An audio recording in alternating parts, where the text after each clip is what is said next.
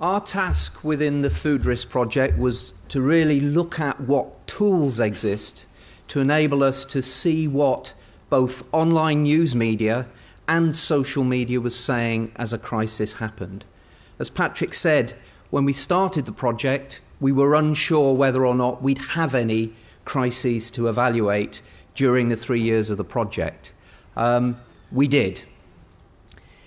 And it's a complex area that we have to look at in the sense that social media, even during the project, was expanding quickly. More products were coming on. Patrick talked about his students spending 10 hours. I think some of us who are not students today are still using social media to source information. But what we needed to get down to is what was really happening within the food crisis in real time, and what tools, if any, were possible for us to be able to use. So we needed to research the area, and the way that we did it is we evaluated in the second half of 2010 that there were well over 100 tools out there that purported to be able to help you track, analyze, and then sometimes manage the data flows and manage the response. But from the criteria we had set for the FoodRisC project, we very quickly realized that most of them couldn't cope with working across multiple languages, multiple platforms. You saw from that previous slide. We're not talking just about what's on Facebook, what's on Twitter. There are many hundreds of social networking sites where people seek and also inform other people. So we had to have a tool that was incredibly robust and incredibly flexible to manage across multiple languages, multiple crises that we didn't even know what they would be.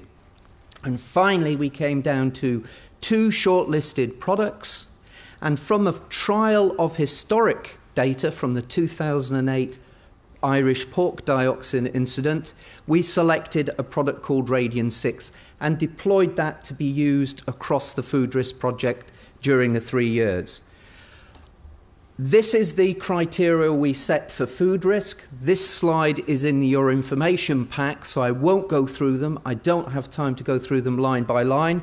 I just want to highlight a few key things that I believe are important for all of you in the audience if you care about what's happening with online news media and social media. And that is to worry about the volume of platforms that tool covers. So therefore, you need a very robust and flexible system to understand how your brand is being talked about. And in this project, we were effectively managing EU food as a brand because we didn't know what the category would be, and it would involve lots of different brand holders. The other thing that's incredibly important that came out from this research is workflow management. And I'll explain that in a bit more detail in a minute. And finally is the countback. Many tracking tools only allow you to track from the moment you start tracking. But did that crisis happen yesterday? Did some people say something a week ago? So it's incredibly important that you can track back. Not every tracking tool does that. So how did we work practically? Well, we were very lucky in that we had the rapid alert system within Europe for food. We had the support of EFSA and also UFIC to help us define the key search terms we needed. And then we were able to translate those and deploy them in the Radian 6 tool to allow us to see what was being said across all of the social media platforms they track and news media that they follow. And that gave us what we call the river of news. This is real-time understanding of what the consumers are saying, feeling, stating they're going to do. It gives us a tremendous amount of knowledge and intelligence. But boy, do you get large data sets. So if you're going to do this, you really need to look at how you deploy staff and how you manage the workflow, as I mentioned before. And for this project, we not only used the tools within Radian 6, but we took the data offline to also do detailed analysis within Excel and also other utilities. And Mary, in a minute, will actually share the data and the findings with you. So for us, what we were interested in is providing our fellow consortium partners with the key data words. So, for example, when did EHEC, E. coli in Germany in 2011 go from just talking about it to being called the EHEC scandal? Why? Who was the first person or first source of that data that linked the word scandal to EHEC, E. coli? Critically important. Who observed that was happening? Who engaged with those people? This is the things that all of us face as communicators, because if silence exists in the faster world that we live in of online news and social media, we will get our backsides kicked by consumers. And it will hurt the brand, the reputation, be it the EU food industry, be it your individual products and brand, you risk a lot. So what we really wanted to understand is within social media, just who were the authorities, who was being retweeted, whose websites were being linked to, where were the most comments, the active activities going on, and what could we learn about the intelligence that we got from the data to enable us to start targeting incremental messages. And then the whole dynamics. How does Twitter work versus blogs versus Facebook versus YouTube? And understand those sort of things that can help communicators in the future. So what we did was we split Radian 6 and we were able to analyze data streams by the individual platforms, but also look at certain criteria of categories of where words and phrases would indicate what people were seeing: increasing risk, getting more emotional, angry, upset, starting to not actually go ahead and purchase a particular product. What were the dynamics? George earlier mentioned the psychology of behavior. It's interesting to look at how social media, if you don't get in there and correct some of the thoughts and fears that are occurring, if you don't get in and place factual, scientific information, then the concern and almost, if I can call it, hysteria can mount up. And there is definitely a synergy between social media and online news. Most news broadcasters now have social media accounts, use Twitter, actively engage with citizens to help them source stories and onward communicate it. So our objective was to look at what was happening. This is just a quick snapshot of EHEC E. coli. Why I'm showing you this data, Mary will go into it in more detail in a minute, is the fact that you need a tool that monitors a wide range of social media platforms. If I draw your attention to the Belgium and the Ireland pie charts on the left-hand side, you will see the green segments there are very large compared to France and the Netherlands. What those segments represent is levels of conversation on different platforms. Belgium and Ireland, if you're not monitoring what's going on in forums, you're missing a lot of the online conversation. In other countries, it's not the same. So anyone in this room that's responsible for pan-European communication, multi-market communication, you simply, and I'm looking at EFSA here, you simply have to follow multiple platforms. It's no good just following Twitter or looking what's happening on Facebook. There's more to it than this. So what were some other findings we had? Well, we found speed of response was important. And there's recently been a research project done by Ogilvy PR in China. They looked at 50 crises that happened between 2010 and 2012. 32 of those were food crises, food and beverage.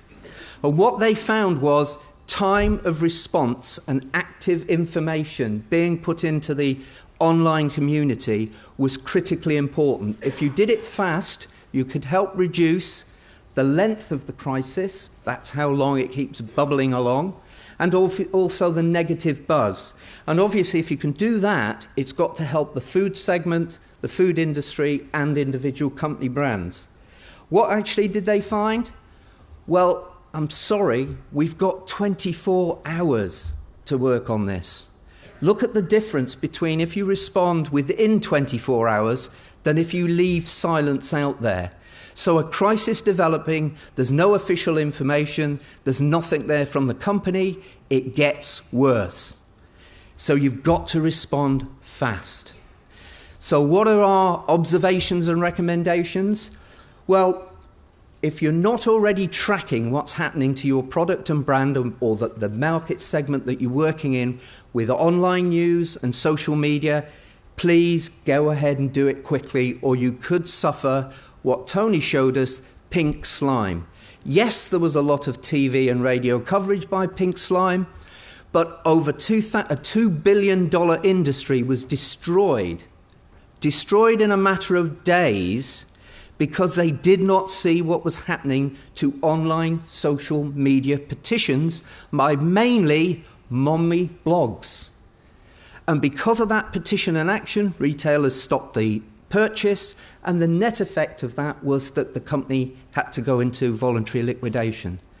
Hundreds of people lost their jobs. And do you know what? There wasn't a food safety issue at all. In fact, the company had won awards because of the process involved. And if you want to learn more about what happened with pink slime, come and watch Tony in his video again and come and talk to me about what actually happened. So it can happen quickly. So deploy those tools. Also use it as a feedback tool. If you put further information out as a crisis is developing, you can use social media to understand how that message is being understood by online news, understood and repeated by social media users, the public. So don't ignore the fact if you do something, what's your 360 view of how they're taking that information, and reusing it. So to save time, you need to be thinking about pre-planning and make sure online news and social media is included in your crisis management plan.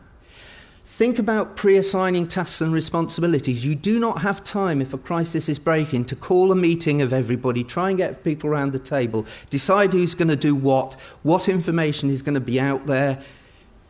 Look at what we found, look at what we found. We don't have a lot of time the way news is going. And obviously all of you who are involved in product manufacturing and the food industry from the supplier and manufacturing side, you need to look at what you're doing and identify honestly where your potential weak links are, be it supplier bought-in, ingredient, Tony mentioned chemicals and other things. Just think about where your likely crisis is to occur, and think about putting up there what we call dark sites. These are websites ready to go live if you need to, pre-filled with some information, but know who your experts are going to be. We saw how many people had looked at EFSA's videos, 90,000 views. Videos are a quick way to get information across from a subject matter expert. So don't wait until a crisis to think about how you need to respond, because it may just be too late.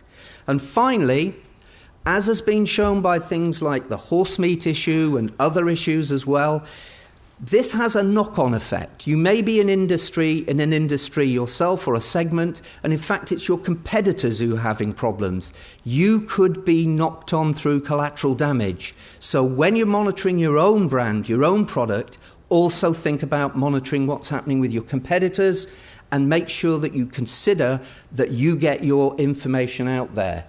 It's interesting to see how retailers that weren't implicated in some of the horse meat issue were very quick to get their information out about their source of supply, the way they knew where it was coming from. The retailers that were slower or didn't have a clearer response will probably suffer more when their financial results are produced. That's it from me. I will be taking questions later when I'm on the panel. I'll now hand over to Mary, who will actually get into the information in more detail about what we found. Thank you.